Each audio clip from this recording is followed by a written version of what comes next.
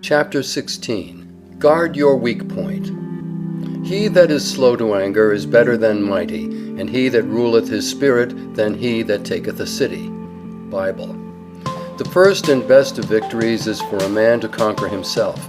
To be conquered by himself is of all things the most shameful and vile. Plato. The worst education, which teaches self-denial, is better than the best, which teaches everything else and not that. John Sterling. Most powerful is he who has himself in his own power. Seneca. The energy which issues in growth or assimilates knowledge must originate in self and be self-directed. Thomas J. Morgan. The foes with which they waged their strife were passion, self, and sin. The victories that laureled life were fought and won within.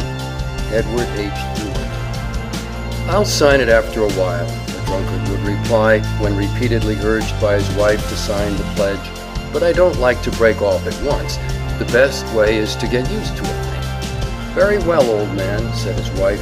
See if you don't fall into a hole one of these days with no one to help you out. Not long after, when intoxicated, he did fall into a shallow well, but his shouts for help were fortunately heard by his wife. Didn't I tell you so? It's lucky I was in hearing, or you might have drowned. He took hold of the bucket, and she tugged at the windlass, but when he was near the top, her grasp slipped, and down he went into the water again. This was repeated until he screamed, "Look here, you're doing that on purpose, I know you are." "Well, now I am," admitted the wife. "Don't you remember telling me it's best to get used to a thing by degrees? I'm afraid if I bring you up sudden, you would not find it wholesome." Finding that his case was becoming desperate, he promised to sign the pledge at once. His wife raised him out immediately, but warned him that if ever he became intoxicated and fell into the well again, she would leave him there. A man captured a young tiger and resolved to make a pet of it. It grew up like a kitten, fond and gentle. There was no evidence of its savage, bloodthirsty nature, and it seemed perfectly harmless. But one day, while the master was playing with his pet, the rough tongue upon his hand started the blood from a scratch. The moment the beast tasted blood, his ferocious tiger nature was roused, and he rushed upon his master to tear him to pieces. Sometimes the appetite for drink, which was thought to be buried years ago, is roused by the taste or the smell of the devil in solution, and the wretched victim finds himself a helpless slave to the passion which he thought dead. When a young man, Hugh Miller, once drank the 2 glasses of whiskey which fell to his share at the usual treat of drink of the masons with whom he worked. On reaching home, he tried to read Bacon's Essays, his favorite book, but he could not distinguish the letters or comprehend the meaning. The condition into which I had brought myself was, I felt, one of degradation, said he. I had sunk by my own act for the time to a lower level of intelligence than that on which it was my privilege to be placed, and though the state could have been no very favorable one for forming a resolution, I in that hour determined that I should never again sacrifice my capacity of intellectual enjoyment to a drinking usage, and with God's help I was enabled to hold by the determination. In a certain manufacturing town, an employer one Saturday paid to his workmen $700 in crisp new bills that had been secretly marked. On Monday, $450 of those identical bills were deposited in the bank by the saloon keepers. When the fact was made known, the workmen were so startled by it that they helped to make the place a no-license town. The times would not be so hard for the workmen if the saloons did not take in so much of their wages. If they would organize a strike against the saloons, they would find the result to be better than an increase of wages and to include an increase of savings. How often we might read the following sign over the threshold of a youthful life: for sale, grand opportunities for a song, golden chances for beer, magnificent opportunities exchanged for a little sensual enjoyment, for exchange a beautiful home, devoted wife, lovely children, for drink. For sale, cheap, all the magnificent possibilities of a brilliant life, a competence for one chance in 1,000 at the gambling table. For exchange, bright prospects, a brilliant outlook, a cultivated intelligence, a college education, a skilled hand, an observant eye, valuable experience, great tact, all exchanged for rum, for a muddled brain, a bewildered intellect, a shattered nervous system, poisoned blood, a diseased body, for fatty degeneration of the heart, for Bright's disease, for a drunkard's liver. With almost palsied hand at a temperance meeting, John B. Goff signed the pledge. For 6 days and nights in a wretched garret, without a mouthful of food, with scarcely a moment's sleep, he fought the fearful battle with appetite. Weak, famished, almost dying, he crawled into the sunlight. But he had conquered the demon which had almost killed him. Goff used to describe the struggles of a man who tried to leave off using tobacco. He threw away what he had and said that was the end of it. But no, it was only the beginning of it. He would chew chamomile, gentian, toothpicks, but it was of no use. He bought another plug of tobacco and put it in his pocket. He wanted to chew awfully, but he looked at it and said, "You are a weed, and I am a man. I'll master you if I die for it." And he did, while carrying it in his pocket daily. There was an abbot that desired a piece of ground that lay conveniently for him. The owner refused to sell, yet with much persuasion he was contented to let it. The abbot hired it, and covenanted only to farm it for 1 crop. He had his bargain, and sowed it with acorns, a crop that lasted 300 years. So Satan asks to get possession of our souls by asking us to permit some small sin to enter, some one wrong that seems of no great account. But when once he has entered, and planted the seeds, and beginnings of evil, he holds his ground. Teach self-denial and make its practice pleasurable, says Walter Scott, and you create for the world a destiny more sublime than ever issued from the brain of the wildest dreamer. Thomas A. Edison once asked why he was a total abstainer.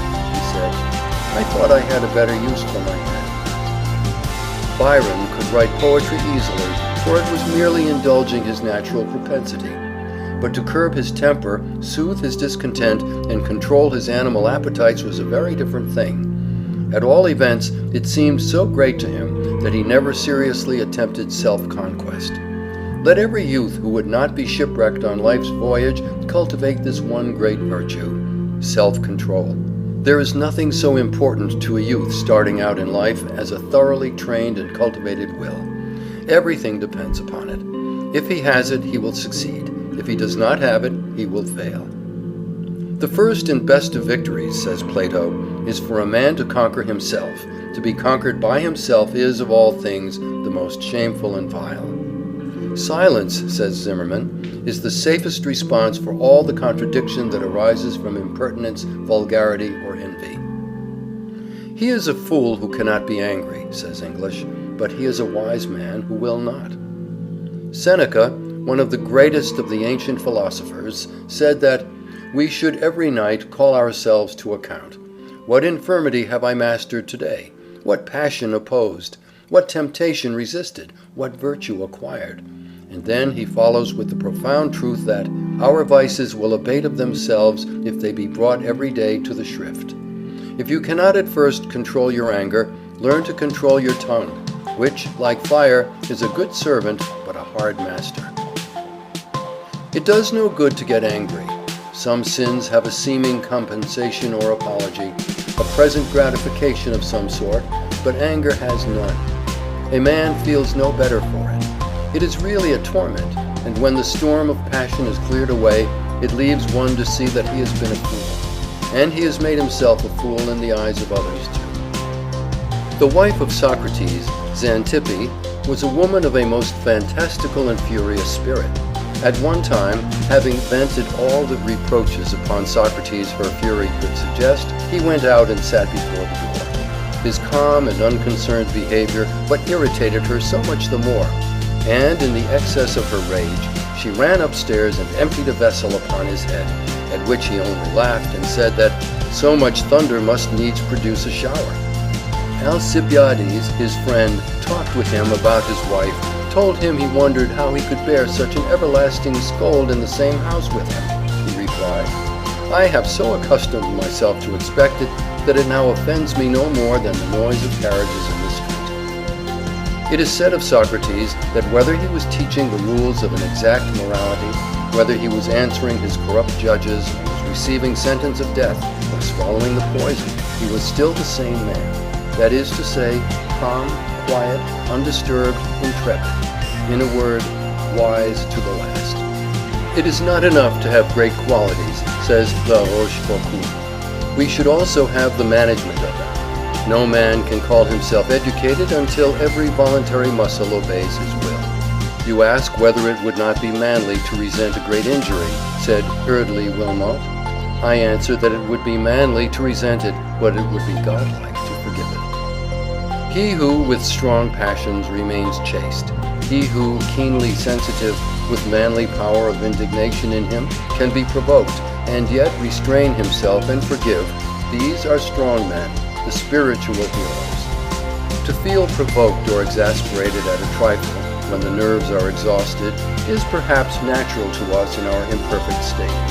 But why put into the shape of speech the annoyance which, once uttered, is remembered, which may burn like a blistering wound or rankle like a poisoned arrow? If a child be crying, or a friend capricious, or a servant unreasonable, be careful what you say. Do not speak while you feel the impulse of anger, for you will be almost certain to say too much, to say more than your cooler judgment will approve, and to speak in a way that you will regret. Be silent until the sweet by and by, when you will be calm, rested, and self-controlled. But self-respect must be accompanied by self-conquest, or our strong feelings may prove but runaway horses. He who would command others must first learn to obey, and he who would command his own powers must learn to be submissive to the still small voice within. Discipline the passions, curb pride and impatience, restrain all hasty impulses. Deny yourself the gratification of any desire not sanctioned by reason. Shame and its consequent degradation follow the loss of our own good opinion rather than the esteem of others. Too many yield in the perpetual conflict between temptation to gratify the coarser appetites and aspiration for the good, the true, and the beautiful. Voices unheard by those around us whisper, "Don't," but too often self-respect is lost, the will lies prostrate, and the debauch goes on. Such battles must be fought by all. Be ours the victory born of self-control, aided by that heaven which always helps him who prays while putting his own shoulder to the wheel. No man had a better heart or more thoroughly hated oppression than Edmund Burke. He possessed neither experience in affairs, nor a tranquil judgment, nor the rule over his own spirit, so that his genius, under the impulse of his bewildering passions, wrought much evil to his country and to Europe, even while he rendered noble service to the cause of commercial freedom, to Ireland and to America. Burns could not resist the temptation to utter his clever sarcasms at another's expense, and one of his biographers had said that he made 100 enemies for every 10 jokes he made. But Burns could no more control his appetite than his tongue. Thus thoughtless follies laid him low and stained his name. Xanthus, the philosopher, told his servant that on the morrow he was going to have some friends to dine, and asked him to get the best thing he could find in the market. The philosopher and his guests sat down the next day at the table. They had nothing but tongue, 4 or 5 courses of tongue cooked in this way and tongue cooked in that way, and the philosopher lost his patience and said to his servant, "Didn't I tell you to get the best thing in the market?" He said, "I did get the best thing in the market. Isn't the tongue the organ of sociality, the organ of eloquence, the organ of kindness, the organ of worship?" Then Xanthus said, "Tomorrow I want you to get the worst thing in the market." And on the morrow the philosopher sat at the table. There was nothing there but tongue. 4 or 5 courses of tongue in this shape and tongue in that shape, and the philosopher again lost his patience and said, "Didn't I tell you to get the worst thing in the market?" The servant replied, "I did. For isn't the tongue the organ of blasphemy, the organ of defamation, the organ of lying?" "I can reform my people," said Peter the Great, "but I cannot reform myself." He forbade all Russians to wear beards, and to quell the insurrection which resulted. He had 8,000 revolters beheaded. With a hatchet he began the ghastly work. He had his own son beheaded. He who cannot resist temptation is not a man. He is wanting in the highest attributes of humanity. The honor and nobleness of the old knight-errantry consisted in defending the innocence of men and protecting the chastity of women against the assaults of others. But the true and nobler knighthood protects the property and the character, the innocence and the chastity of others against oneself. We should all be posted upon our weak points, for after all there are many emergencies in life when these weak points, not our strong ones, will measure our manhood and our strength. Many a woman whom a mouse would frighten out of her wits would not shrink from assisting in terrible surgical operations in our city or war hospitals. And many an officer and soldier who would walk up to the cannon's mouth without a tremor in battle would not dare to say his soul was his own in a society parlor.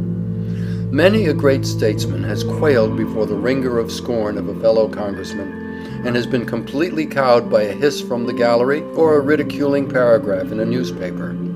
We all have tender spots, weak spots, and a man can never know his strength who does not study his weaknesses.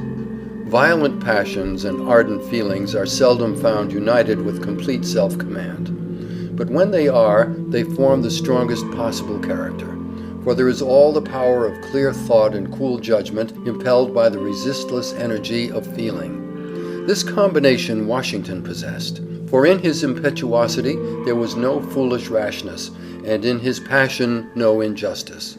Besides, whatever violence there might be within, the explosion seldom came to the surface, and when it did, it was arrested at once by the stern mandate of his will. He never lost the mastery of himself in any emergency, and in ruling his spirit showed himself greater than in taking a city. It is one of the astonishing things in his life that, amid the perfect chaos of feeling into which he was thrown, amid the distracted counsels and still more distracted affairs that surrounded him, he never once lost the perfect equilibrium of his own mind. The contagion of fear and doubt and despair could not touch him. He did not seem susceptible to the common influences which affect men. His soul, poised on its own center, reposed calmly there through all the storms that beat for 7 years on his noble breast. The ingratitude and folly of those who should have been his allies, the insults of his foes, and the frowns of fortune never provoked him into a rash act, or deluded him into a single error. Horace Mann says that there must be a time when the vista of the future, with all its possibilities of glory and of shame, first opens to the vision of youth. Then he is summoned to make his choice between truth and treachery, between honor and dishonor, between purity and profligacy, between moral life and moral death. And as he doubts or balances between the heavenward or hellward course, as he struggles to rise or consents to fall, is there in all the universe of God a spectacle of higher exaltation or of deeper pathos? Within him are the appetites of a brute and the attributes of an angel. And when these meet in council to make up the roll of his destiny and seal his fate, shall the beast hound out the seraph? Shall the young man, now conscious of the largeness of his sphere and of the sovereignty of his choice, wed the low ambitions of the world and seek with their emptiness to fill his immortal desires?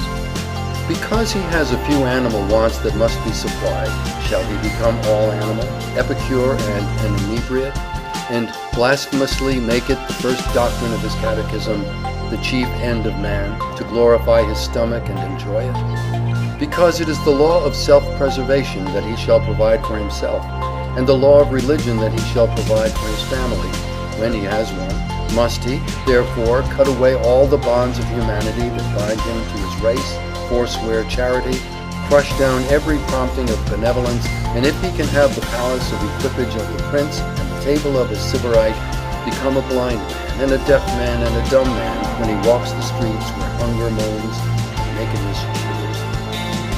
The strong man is the one who ever keeps himself under strict discipline, who never once allows the lower to usurp the place of the higher in him, who makes his passions his servants, and never allows them to be his master, who is ever led by his mind and not by his inclinations. He drills and disciplines his desires, and keeps the roots of his life underground, and never allows them to interfere with his character.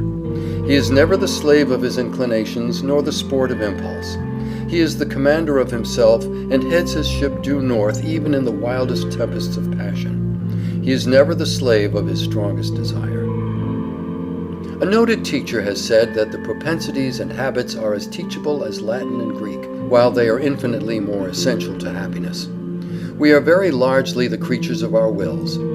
By constantly looking on the bright side of things, by viewing everything hopefully, by setting the face as a flint every hour of every day toward all that is harmonious and beautiful in life, and refusing to listen to the discord or to look at the ugly side of life, by constantly directing the thought toward what is noble, grand, and true, we can soon form habits which will develop into a beautiful character, a harmonious and well-rounded life.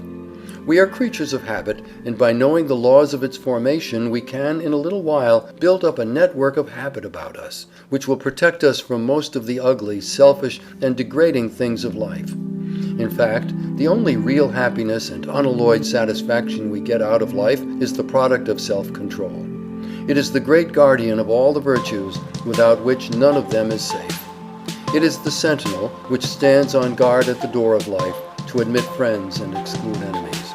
I call that mind free, says Channing, which jealously guards its intellectual rights and powers, which calls no man master, which does not content itself with a passive or hereditary faith, which opens itself to light whencesoever it may come, which receives new truth as an angel from heaven, which, whilst consulting others, inquires still more of the oracle within itself, and uses instruction from abroad, not to supersede, but to quicken and exalt its own energies. I call that mind free, which is not passively framed by outward circumstances, which is not swept away by the torrent of events, which is not the creature of accidental impulse, but which bends events to its own improvement, and acts from an inward spring, from immutable principles which it has deliberately espoused. I call that mind free, which protects itself against the usurpations of society, which does not cower to human opinion, which feels itself accountable to a higher tribunal than man's, which respects a higher law than fashion, which respects itself too much to be the slave or tool of the many or the few. I call that mind free, which, through confidence in God and in the power of virtue, has cast off all fear but that of wrongdoing, which no menace or peril can enthrall, which is calm in the midst of tumults, and possesses itself though all else be lost. I call that mind free, which resists the bondage of habit, which does not mechanically repeat itself and copy the past, which does not live on its old virtues, which does not enslave itself to precise rules, but which forgets what is behind, listens for new and higher monitions of conscience, and rejoices to pour itself forth in fresh and higher exertions. I call that mind free, which is jealous of its own freedom, which guards itself from being merged in others, which guards its empire over itself as nobler than the empire of the world. End of chapter 16.